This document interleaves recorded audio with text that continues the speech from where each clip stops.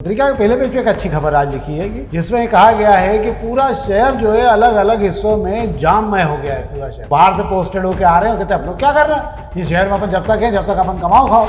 जिनकी दुकानें हैं, जिनके शोरूम हैं, वे फुटपाथ को जीम गए हैं, वे सड़क को जीम गए हैं। अब जब तक ये जीमना नहीं छोड़ेंगे, अपने सामने की चीजों को जीमना नहीं छोड़ेंगे, जब तक जाम से आजादी नहीं मिलेगी। इस शहर में यातायात जाम के लिए व्यवस्था का डर बिल्कुल खत्म हो गया। अब पुलिस वाला खड़ा रहता है रॉन्ग साइड से, इंदौर प्रेस क्लब की साइड से अगर हम देख लें तो पूरा रोड जो है कारें तक आने लगी, मतलब उस पूरे कोठारी मार्केट से निकल के कारें तक आ रही हैं। दिन भर के वीडियो निकाल के देखे जाएंगे तो आपको पता लगेगा कि इस रोड की क्या गंद बन गई है।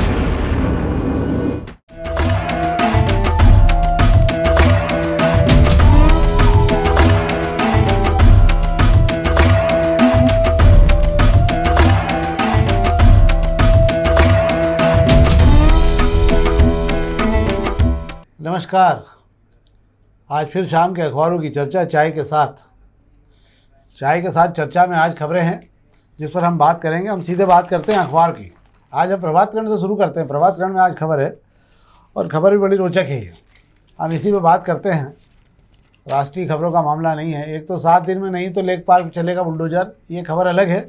और इसमें कहा गया है कि जो है वहाँ बाहर क्या गोडाउन बना दिए उसको लेकर, पर मूलतः खबर ये है इसमें एक अच्छी कि गलत इमारत के लिए नोटिस जारी कर दिया। आपको याद होगा शायद कि एक इमारत को बिना नोटिस किए तोड़ दिया था जो पूरी तरह से वैध बनी हुई थी, और उसको लेके अभी तक मामला कोर्ट में चल रहा है।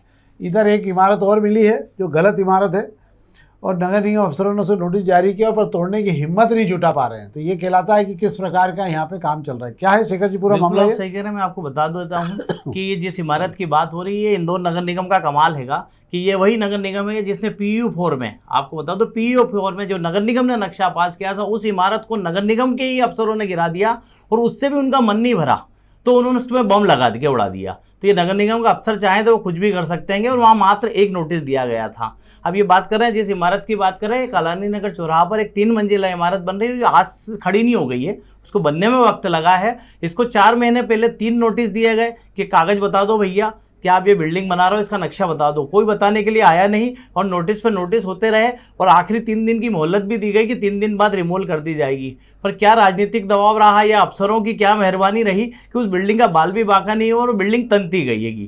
तो सवाल सिर्फ यही उठ रहा है कि जो नगर निगम एक स्वीकृत नक्शा पास की हुई बिल्डिंग पर बुलडोजर चलाते देर नहीं लगती है, बम से उड़ाते देर नहीं लगती है, वो एक तरफ उसका दूसरा रूप भी दिखाई देता है कि मेन रोड पर, ये कोई गली कूचे में नहीं बन रही थी, वो वाली बिल्डिंग जो गिर गई PU4 में वो तो और भी अंदर थी, ये मेन रोड पे दिखती है। आप कालानी नगर चौराहे पे जब भी जाएंगे तो उस बिल्डिंग को गिराने के लिए इन्होंने इतना सोचना पड़ रहा है, पता नहीं किसकी मंजूरी का इंतजार कर रहे हैं। और अफसर जवाब दे रहे हैं कि गलत बन रही बिल्डिंग, माना हैगा पर असल मालिक मिला नहीं, अब मिल गया है हमको, अभी नोटिस दिया है, 15 दिन का वक्त दिया है, वो जवाब दे दे, उसके बाद में हम सोचेंगे उस पर क्या करना हैगा।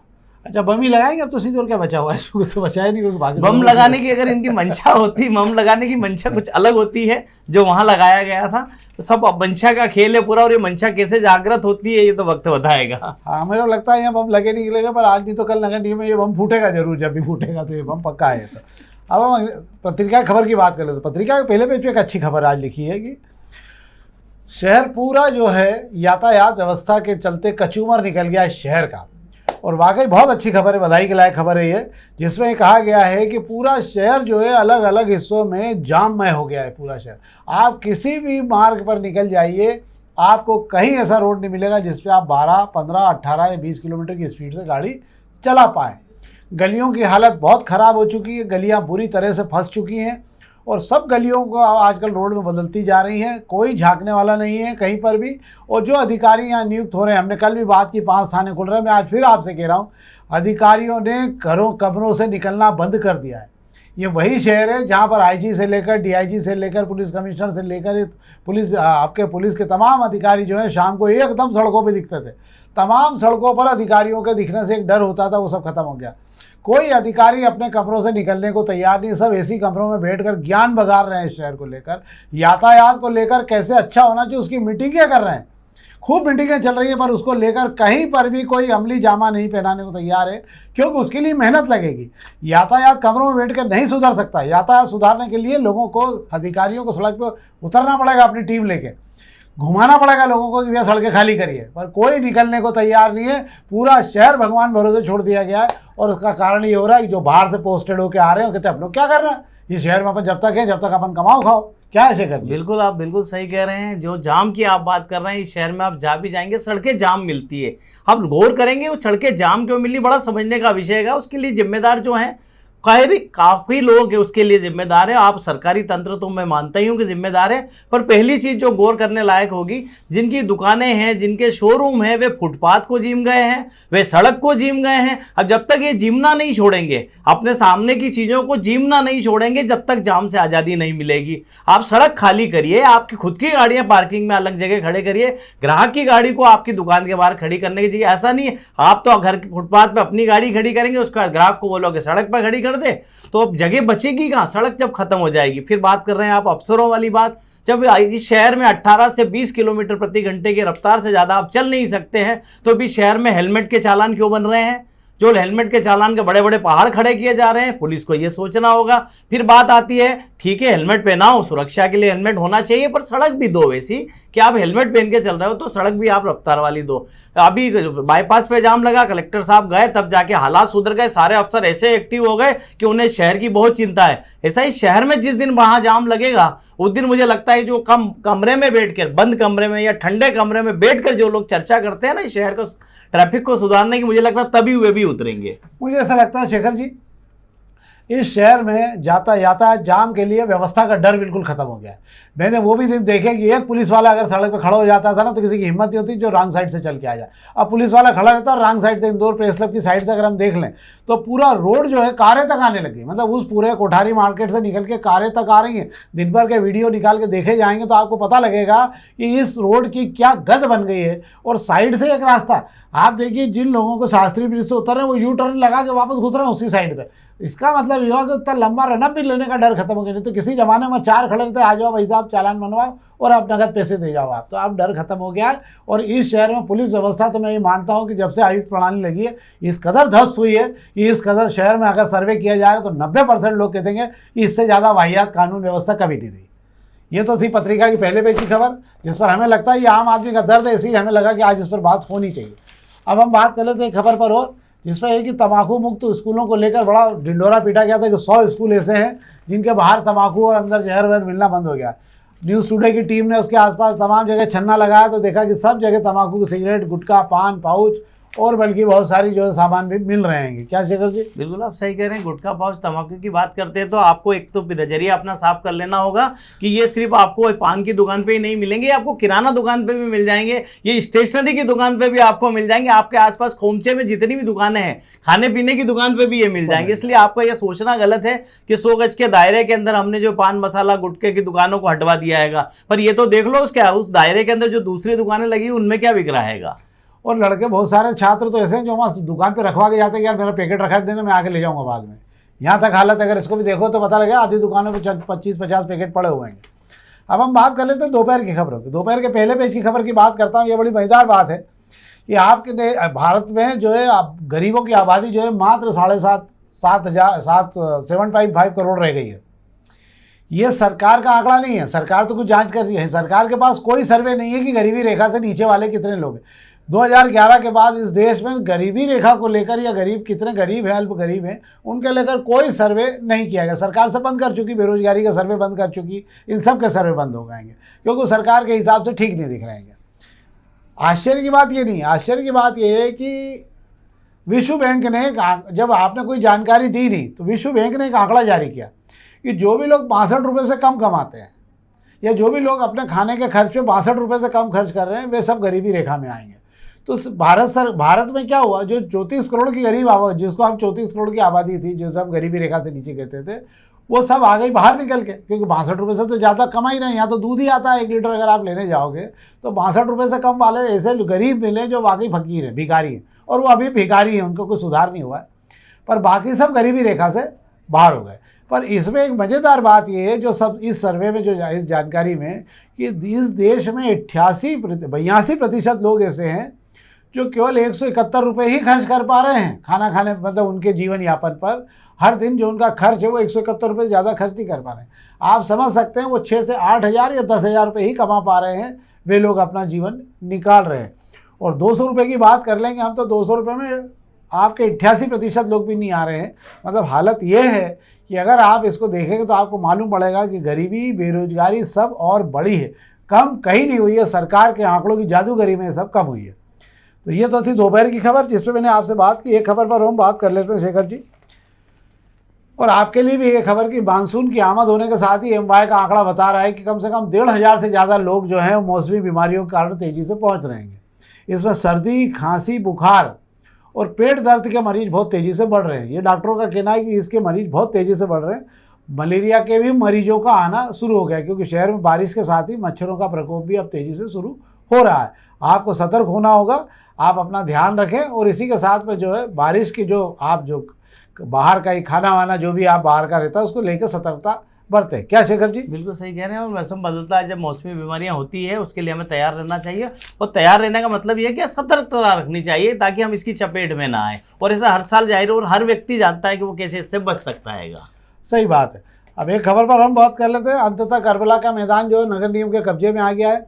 करबला पर जो मैदान पर जो मेले लगा करते थे, अब उसको लेकर मुहर्रम का करबला मैदान पर जब लगने वाला था उसको लेकर 1 लाख रुपए करबला मैदान का किराया नगर निगम ने वसूल किया है। क्या शेखर जी? बिल्कुल बता दूं मैं आपको कि पहली बार नगर निगम को करबला मैदान पर लगने वाले मेले का किराया मिला है। 1 लाख रुपया 3 दिन के लिए लिया है नगर निगम ने। चूंकि कोर्ट से नगर निगम जो इसके मालिकानी हक हो गया है मामला, हालांकि वक्फ बोर्ड वापस ऊपर अपील में भी गया है, पर मसला ये है कि अभी तो इसका मालिक नगर निगम है।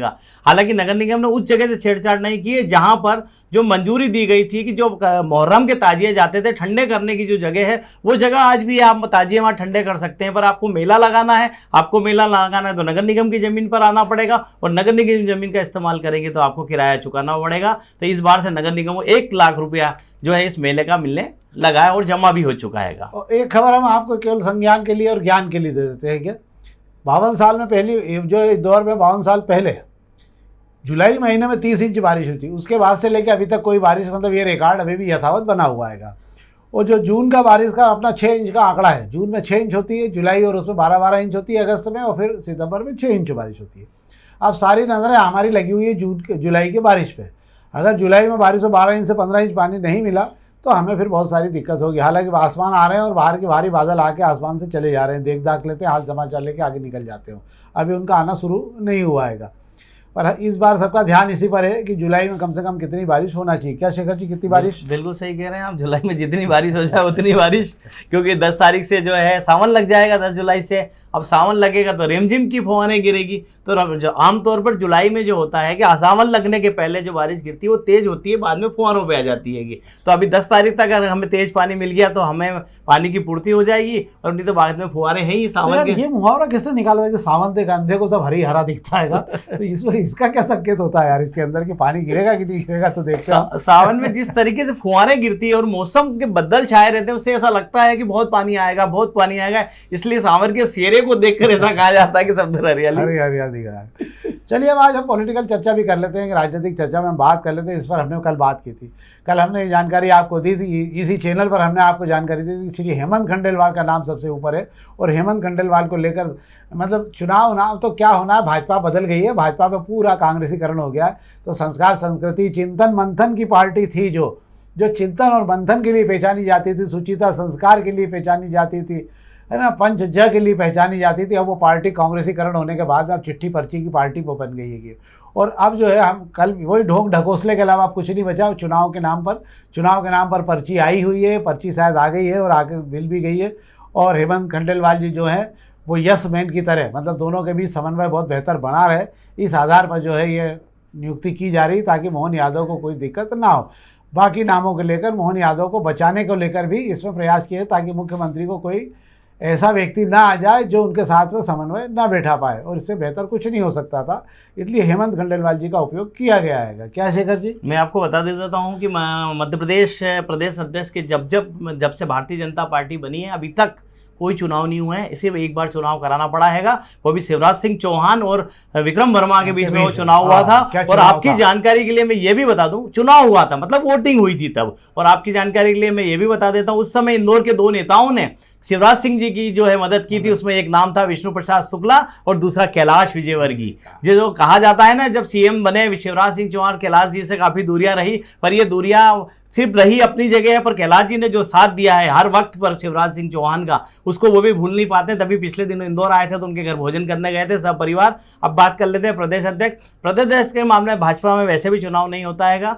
जो दिल्ली से धर्मेंद्र प्रधान आए हैं वे नाम रखेंगे, उसके ऊपर अनुमोदन होगा और सारे लोग उस पर टेबल पर थप्पी के कर देंगे, प्रस्ताव बन के यस यस यस कर देंगे और वो नाम तय हो जाएगा। सर्वानुमति वोटिंग की नौबत ही नहीं आने वाली है, इसलिए नाम आज ही सामने आ जाएगा। क्यों? क्योंकि मैदान में जब एक ही व्यक्ति रहेगा, नामांकन आप भर रहे हैं, पर्चा निकाल रहे हैं और आखिर में जो नाम बच रहे हैं, अब बात कर रहे हैं हेमंत खंडेलवाल की जो बात चल रही है, पूरी संभावना है कि हेमंत खंडेलवाल ही प्रदेश अध्यक्ष होंगे। उसके पीछे वजह है कि सुरेश सोनी, संघ का बड़ा नाम है, सुरेश सोनी जो है संजय आ चुके हैं वहां पे, भोपाल पहुंच गए सारे काम छोड़कर, और उनके रहते तो हेमंत खंडेलवाल को मुझे नहीं लगता कोई रोक पाएगा। और वही चाहते हैं कि मोहन यादव और हेमंत खंडेलवाल की जोड़ी मध्य प्रदेश को चलाए।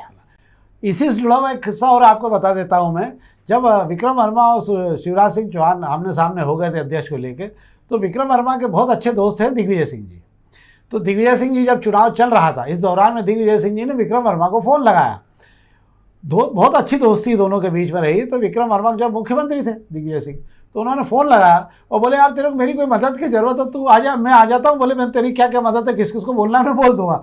तो विक्रम वर्मा जी ने हाथ जोड़ के बोला ऐसे ही मेरे लोग प्राण ले रहे हो, तुम मत आना नहीं तो और मुसीबत मेरी खड़ी हो जाएगी बोले। इसके बाद देखिए राजनीतिक जो कहा जाए जैसे कि समन्वय, ये दिग्विजय सिंह का एक विचार कितना वो था कि उन्होंने भाजपा के जो लोग चुनाव में आए थे और जो राष्ट्रीय कार्यकारिणी में जो लोग आए थे उनको पूरे को अपनी तरफ से खाना दिया था। ये उनकी एक सहजता थी दिग्विजय सिंह की कि उन्होंने पूरा खाना दिया था, और इसमें भी जो लोग आए थे जिन लोगों से था उनके लिए पूरे सम्मान के साथ उन्हें व्यवस्था की थी ताकि दिक्कत ना हो। ये एक हमारे एक राजनीतिक संस्कृति रही। अब तो खैर बहुत सारे परिवर्तन आ गए, हम एक दूसरे को इतना गंदा बोल चुके हैं कि अब ये रिश्ते सुधर नहीं सकते। तो ये तो थी हमारी राजनीतिक चर्चा। हम कुछ कहानियाँ भी आपको बीच में बता दिया करेंगे, बीच बीच में जो राजनीतिक चर्चाओं के बीच में हमें मिलेगी, हम आपको बताएंगे शहर में कि क्या पुरानी राजनीति में कैसा क्या हुआ करता था। तो ये तो था हमारा आज का कार्यक्रम। हम आपसे फिर आग्रह करेंगे कि इस कार्यक्रम को अधिक से अधिक लाइक करिए, और अगर आपको कोई सुधार इस कार्यक्रम में और चाहते हैं, कुछ और भी खबरों के बारे में आप जानना चाहते हैं, तो आप हमें बताएं, हम इसे और भी सुधार करेंगे। बहुत बहुत धन्यवाद।